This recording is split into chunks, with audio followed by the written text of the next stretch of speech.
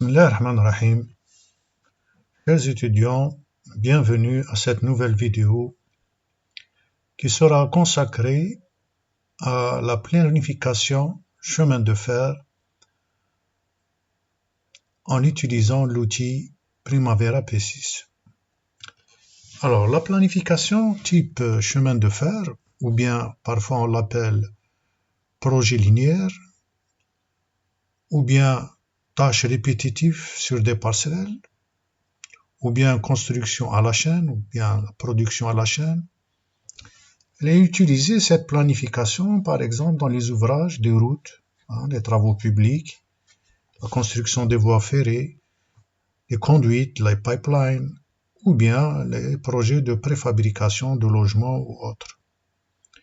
Alors, quels sont les principes de cette planification à la chaîne, ou bien la planification des tâches répétitives? Premier principe, il faut décomposer l'ouvrage en tâches et en parcelles élémentaires. Par exemple, nous avons un ouvrage de 100 km de route. On peut prendre 1 km, c'est une parcelle, et sur cette parcelle-là se suivent les tâches, les différentes tâches successives. Donc, c'est décomposer l'ouvrage en tâches et en parcelles élémentaires qui se suivent une après l'autre, avec un lien fin début zéro. Deuxième principe, il faut assurer le non-chevauchement des tâches dans les parcelles. C'est-à-dire sur une parcelle, il ne peut pas y avoir plusieurs tâches en même temps, une seule tâche par parcelle. Et enfin, le troisième principe, on doit assurer la continuité du travail de l'équipe de la tâche, c'est-à-dire une équipe, quand elle commence une tâche, elle doit travailler en continu en passant par toutes les parcelles sans discontinuité. Alors, on va prendre un exemple ici. Sur une matrice tâche, parcelle, nous avons 3 parcelles, 1, 2, 3. Chaque parcelle, nous avons 2 tâches, A et B. Alors, si nous avons K ici, K qui est la durée de la tâche dans la parcelle, si nous avons des K, les durées ou bien les cadences sont égales, on obtient ce diagramme chemin de fer là. Par exemple, vous avez ici les journées. Vous avez les parcelles, la première parcelle, 4 jours, deuxième parcelle, 3 jours, 4 jours la troisième parcelle, ainsi de suite. Et là, nous avons un décalage fin début zéro pour commencer la deuxième tâche dans la première parcelle, 4 jours. Voilà, c'est 2 lignes en parallèle. Ça, c'est un cas particulier où les rythmes de travail sont les mêmes. La durée de la tâche dans la parcelle est la même. Passons au deuxième cas, lorsque vous avez des rythmes différents par tâche. Par exemple, on va prendre cette matrice tâche-parcelle. La première tâche A, c'est 5 jours par parcelle, et la tâche B, 1 jour par parcelle. Alors, nous constatons ici, pour qu'il y ait une continuité du travail de l'équipe et qu'il n'y ait pas de chevauchement, nous devons avoir un décalage type fin début plus 8 jours. Voilà comment on obtient ce décalage. Vous avez la première parcelle ici, 5 jours, dans la deuxième parcelle, 5 jours, et puis vous avez un calage dans la dernière parcelle. La deuxième tâche commence ici, 14e jour, 1 jour. Donc il faut un décalage ici, type fin début plus 8 jours. Pour qu'il n'y ait pas de problème de chevauchement et pour assurer la continuité du travail des deux équipes. Et à chaque fois, quand on détermine ou bien on trace le diagramme chemin de fer, on peut tracer le diagramme de monte qui est utilisé beaucoup dans les chantiers. Vous voyez ici la tâche A, et vous avez la tâche B. Prenons le cas général où vous avez des différences des rythmes de travail par tâche et par parcelle. Et cet exemple-là, c'est celui-là qu'on va faire avec le Primavera P6. Donc si on prend par exemple la tâche A, dans la première parcelle 3 jours, deuxième parcelle 4, ensuite 5, c'est ça, 3, 4, 5, continuité. Et vous avez dans la deuxième tâche, la première parcelle 4 jours, ensuite 3 jours, ensuite 1 jour.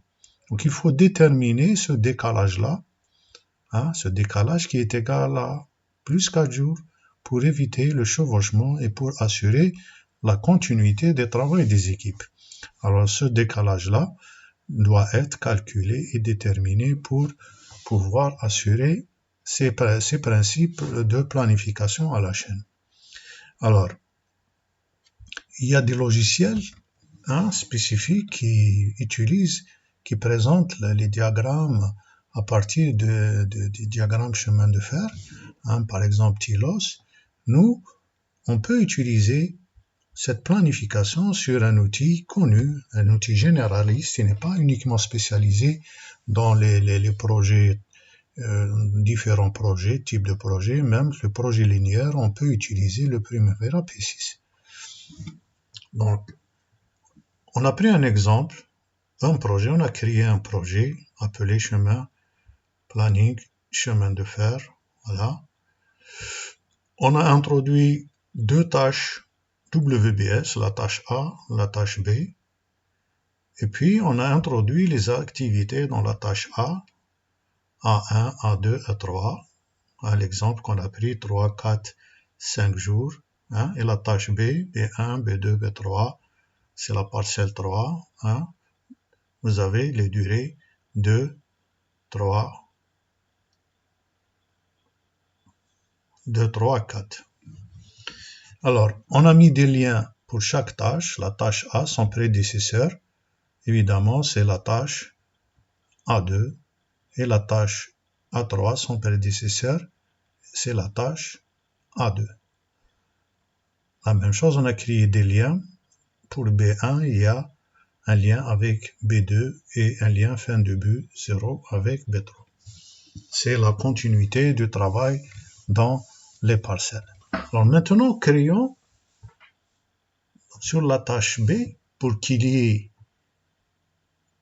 ait pas chevauchement dans la même parcelle de deux tâches, nous devons ajouter, en sélectionnant la tâche B, nous devons ajouter prédécesseur affecté.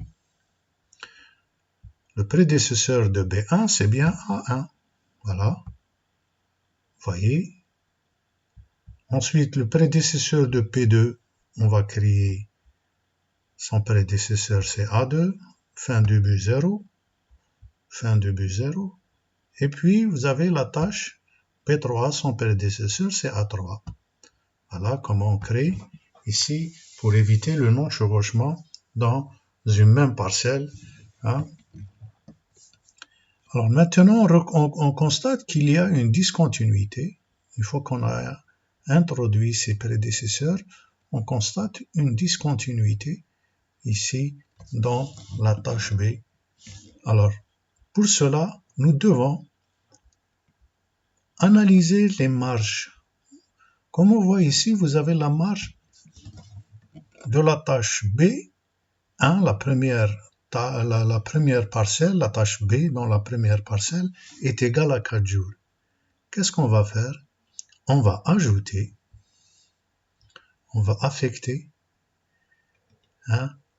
cette tâche-là, on va lui affecter une marge de 4 jours. C'est-à-dire nous devons créer un retard entre la tâche A1 et la tâche B1, un retard qui est égal à cette marge que je vais lire ici, qui a été déterminée par l'outil. Je vais mettre ici 4 jours. Et voilà, on constate que cette discontinuité, elle disparaît et nous avons dans ce cas-là assuré le non-chevauchement dans les tâches, entre le non-chevauchement dans les parcelles, et aussi vous avez la continuité du travail des équipes. Et enfin, on peut vérifier, puisqu'on a affecté à chaque tâche une ressource, chaque tâche on a affecté une ressource ici, la même ressource par exemple, pour montrer que aussi on peut présenter le graphe des ressources ou là, le profil des ressources. Regardez bien le profil de ressources, c'est un profil conventionnel. Voilà. Donc, on peut utiliser la méthode de planification chemin de fer, ou bien la production à la chaîne, ou bien tâches répétitives, sur l'outil Primavera P6 sans utiliser d'outils spécifiques au projet linéaire. Donc voilà, avec ces astuces-là,